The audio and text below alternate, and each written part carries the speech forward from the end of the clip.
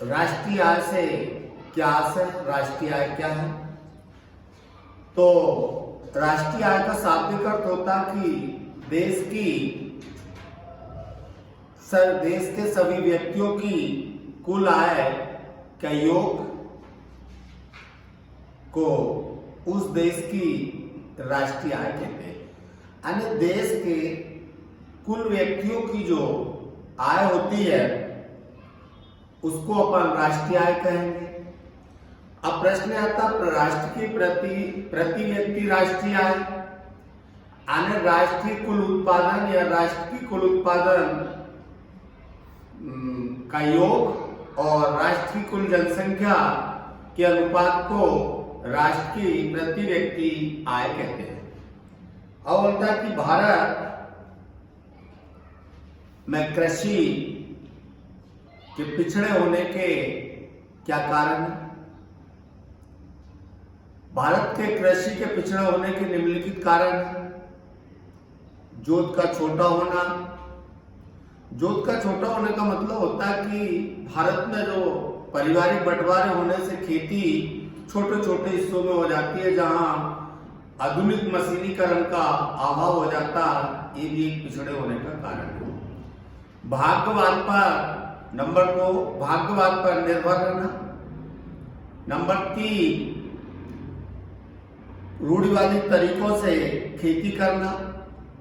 Number 4, आर्थिक समस्या। Number 5 लिख सकते हैं, किसानों को उन्नत खाद बीज का अभाव रहता है। नंबर 5 लिखेंगे अपन कि किसानों को अपने बाजार में माल की बिक्री के लिए यातायात के साधनों का अभाव। अगला अपन लिख देंगे, सिंचाई के पर्याप्त संसाधन उपलब्ध नहीं होने के कारण भारतीय कृषि पिछड़ी हुई। अब वो बोलते हैं कि कृषि को भारतीय अर्थव्यवस्था की एक आधारभूत शिला मानी जाती है। क्यों? तो कृषि को भारतीय अर्थव्यवस्था की आधारभूत शिला इसलिए मानी जाती है क्योंकि भारत एक कृषि प्रधान देश है। यहाँ 80% लोग गांव में निवास करते हैं और गांव में खेती की जाती है। खेती से कच्चे माल का उत्पादन होता है। इस कच्चे माल से विदेशी व्यापार चलाए जाते हैं, विदेशी रिलेशन संबंध होते हैं, विदेशी मुद्राएं प्राप्त होती है। फिर उनसे क्या होता है, विदेशी मुद्राओं से विदेशी मशीनें खरीदी जाती है। उन मशीनों के सहायता से देश में आत्मनिर्भर होने के लिए उद्योगीकरण का विकास हो जाता है और तकनीकी प्रशिक्षण दिया जाने लगा, जिससे वही वस्तु जब हमारे देश में निर्मित होने लगती है तो उससे रोजगार मिलते। तो जिस देश में उद्योगीकरण या रोजगार का विकास होगा तो उस देश की आर्थिक स्थिति सुदृढ़ और मजबूत होगी। यही कारण है कि भारत में कृषि का महत्वपूर्ण योगदान है। भारत की कृषि का आर्थिक विकास में महत्वपूर्ण योगदान होने का यही कारण है। अगला आता कि कृषि को देश की एक आत्मनिर्भर होने का संसाधन कहा जाता है। हमारे देश की अर्थव्यवस्था कृषि पर निर्भर है। यह ऐसा बोल सकते कि हमारे देश में प्राचीन काल से अर्थव्यवस्था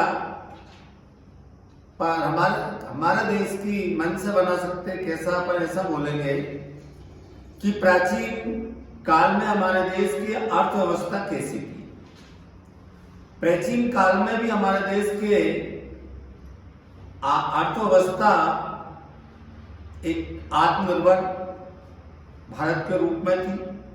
सिंधु घाटी सभ्यता के समय भारत में मिट्टी के बर्तन, धातु उद्योग, भवन निर्माण और अन्य कार्य किए जाते थे जो विदेशों में इनकी अधिक मांग होती थी। तो जब हमारे देश में किसी वस्तुओं का उत्पादन इस तरह से किया जाता था कि जो अन्य देशों में उसकी अधिक मांग होने लगती थी, इस प्रकार प्राचीन काल में भारत की अर्थव्यवस्था भी एक विकसित अर्थव्यवस्था के रूप में मानी जाती थी और अभी उसी से भारत को एक आत्मनिर्भर बनाने में, प्राचीन काल में भी भारत आत्मनिर्भर बनाने में समर्पित था। लेकिन आज की स्थिति में देखा जाए तो आज भी भारत को आत्मनिर्भर बनाने में हमें कृषि का ही योगदान होता है। अब आत्मनिर्भर कृषि से आपका क्या अभिप्राय है? आत्मनिर्भर कृषि का शाब्दिक अर्थ होता है कि छोटी और बिखरी जोतों का मतलब होता है कि छोटे छोटे टुकड़ों में खेती जो होती है उसको परंपरागत औजारों और कमजोर आर्थिक स्थिति के कारण किसान उन्नत बीज, अच्छा खाद, अच्छे कीटनाशक दवाओं आदि का कहना चाहिए आदि खाद्यान्न उत्पादन इतना कम होता कि संपूर्ण खाद्यान्न किसान के परिवार उपभोक्ताओं में ही प्रयोग हो जाता है। इस प्रकार की कृषि को आत्मनिर्भर कृषि कहते हैं। कि आत्मनिर्भर कृषि केवल अपन ऐसा भी बोल सकते हैं भाई आत्मनिर्भर कृषि का मतलब ये हुआ कि कृषि में केवल जितनी लागत लगाई जाती है उस लागत के परिणाम स्वरूप इतना उत्पादन हो कर पाते हैं कि वो अपने जीवन को निर्वाह कर लेता। अपने जीवन से तात्पर्य खान पान, रहन सहन और अन्य जो पारिवारिक आवश्यकता है उतनी पूर्ति कर पाता है। इसलिए इन कारणों से इसे आत्मनिर्भर कृषि कहते हैं।